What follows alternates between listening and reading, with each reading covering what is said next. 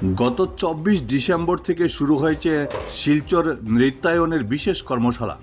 Capital বিল্ডিংয়ে আয়োজিত এই কর্মশালায় মূল প্রশিক্ষক হিসেবে উপস্থিত আছেন গৌড়ীয় নৃত্যের পুনঃপ্রতিষ্ঠাতা অধ্যাপক ডক্টর মহুয়া Mukhopadhyay.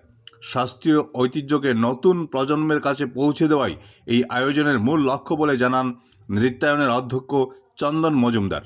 Bureau report, Barak vision. আমাদের ফ্যামিলিতে এই ধরনেরই চলতে থাকে। তো এটা অনেক, আমি আবার রিকোয়েস্ট করছি আপনারা অন্যরকম নেবেন না।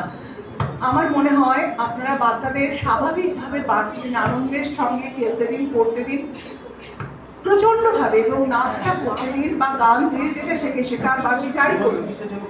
কারণ পড়াশোনার পাশাপাশি যদি এটা করা যায় না, তখন কোনটা যে কোনদিন কি হবে। ধরুন মাদামপুরি আজ অব্দি পৃথিবীতে আজ অব্দি কেউ ডাবল নোবেল প্রাইজ পাননি মাদামপুরি ছাড়া, এবং তার ফ্যামিলির 5 জন, মানে প্রত্যেকেই পেয়েছেন পিয়ের কুড়ি, মাদাম কুড়ি, ইভ কুড়ি, জলিও কুড়ি, আইরিন কুড়ি, 5 জন।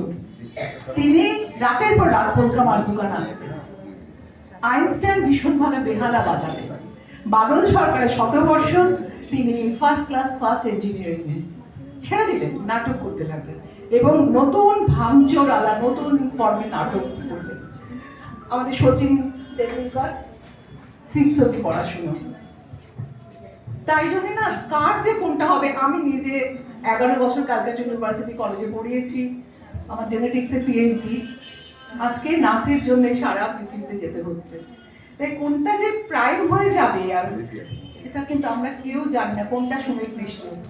তাই আমার অনুরোধ, আপনারা ওদেরকে আসতে দিন, নাচতে দিন, ছাড়াবেন না। যেটা করতে চায় ভালোবেসে, ভালোবাসতে শেখান। আমি যেমন আমার ছেলেকে বলতাম কোনোদিন ফার্স্ট হবি না, ছোটবেলা থেকে কোনোদিন ফার্স্ট হওয়ার চেষ্টা করবি না, ভালোবাস, অটোমেটিক ফার্স্ট হবি।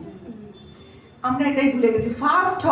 এবং আমরা নিজেরা, আমি যখন অনেক সময় মেট্রো রেলে ফিরছি, তখন দেখি গার্জেন উঠে, এই এটা পেরেছিস, এটা করিসনি কেন, সে মানে সাংঘাতিক করতে থাকে, প্যানিক সৃষ্টি করে দেয়।